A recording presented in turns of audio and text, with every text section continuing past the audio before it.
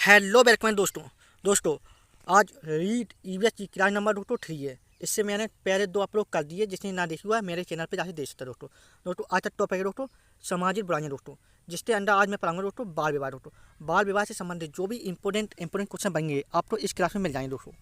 इससे बाहर आपको और कहीं नहीं पढ़ना दोस्तों, और जो भी आपके सिलेबस में है टॉपिक सिर्फ वही करा रहा हूँ दोस्तों। इसलिए दोस्तों क्लास को लाइक करना और शेयर करना दोस्तों। तो देखते क्या क्या इंपॉर्टेंट है दोस्तों। पहला पॉइंट बनता है कि हमारे देश में कुछ बाल विवाह से संबंधित कुछ दिखते क्या क्या है इंपॉर्टेंट।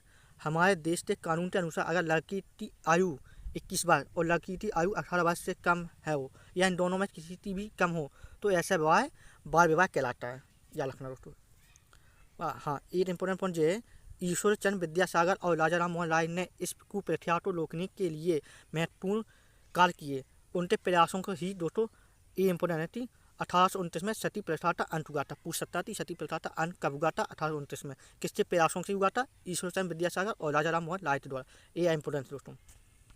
इसके बाद दोस्तों यह कारण होते बाल विवाह के इम्पोर्टेंट है नहीं है दोस्तों। यह जिसके दुष्परिणाम है कि बालकों के मानसिक विकास पर बुरा असर पड़ता है दोस्तों तो। और दूसरा पॉइंट है कई गंभीर बीमारियों का शिकार हो जाना, ये भी इम्पोर्टेंट पॉइंट है। कम उम्र में ही बड़ी बीमारियों लाद दी जाती हैं। और चौथा पॉइंट है खेलते कूदते की उम्र में शादी कर देने से उनके शारीरिक विकास पर बहुत बड़ा असर पड़ता है। बिल्कुल इंपॉर्टेंट पॉइंट है दोस्तों।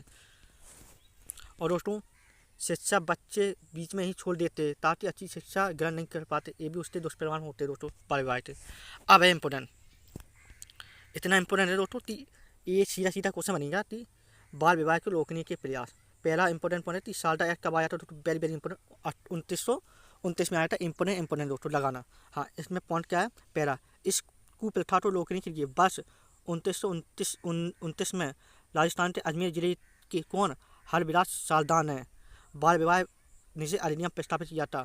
और 1829 में बाल विवाह निरोधक अधिनियम ने महिलाओं के विवाह की न्यूनतम आयु 14 वर्ष और पुरुषों की आयु 18 वर्ष निर्धारित कर दी थी। याद रखना किस साल एक्ट अकॉर्डिंग कि लड़की की एज होनी चाहिए 14 वर्ष और लड़की की होनी चाहिए 18 वर्ष, तो आप कर सकते हो।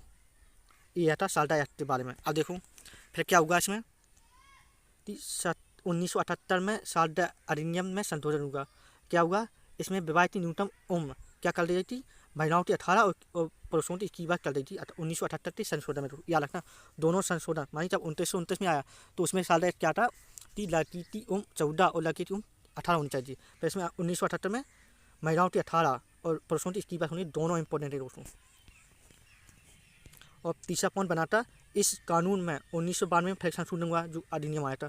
क्या हुआ? ऐसे अभिभावकों को दंडित करने का प्रावधान किया गया था जो बाल विवाह को समर्थन देते हो या अपने बच्चों को कम विवाह में करवाते हैं। इसके बाद ये आता है इम्पोर्टेंट, बाल विवाह निषेध अधिनियम कब आया था? पूछ सकते दोस्तों। साल एक्ट आया था 1929 में और बाल विवाह निषेध अधिनियम आया था 2006 में। याद है इसमें क्या इम्पोर्टेंट? केंद्र सरकार द्वारा 2006 में सारदा एक्ट को समाप्त कर दिया गया और ये नया कानून बनाया। क्या बनाया? बाल विवाह निषेध अधिनियम 2006। याद रखना दोस्तों। इस कानून को 1 नवंबर 2007 को लागू किया जाता। वेरी इंपॉर्टेंट लगा दीजिएगा। इसमें क्या होगा? इस अधिनियम में बाल विवाह के लिए न्यूनतम कानूनी उम्र महिलाओं के 18 वर्ष और पुरुषों के लिए 21 वर्ष निर्धारित की गई थी।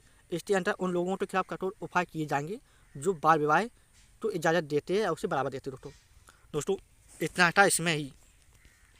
इसके बाद आपको नेक्स्ट क्लास में मिल गया दहेज प्रथा का टॉपिक दोस्तों। इंपॉर्टेंट है, वहाँ से भी क्वेश्चन बन सकते हैं दोस्तों। यह मेरा टेलीग्राम चैनल है दोस्तों, इसको ज्वाइन कर लिया और इसकी 1 घंटे बाद आपको PDF मिल जाएगी दोस्तों। क्लास अच्छी रही हो तो लाइक कर देना और चैनल जरूर सब्सक्राइब कर देना। मिलते हैं आपको नेक्स्ट क्लास में दोस्तों।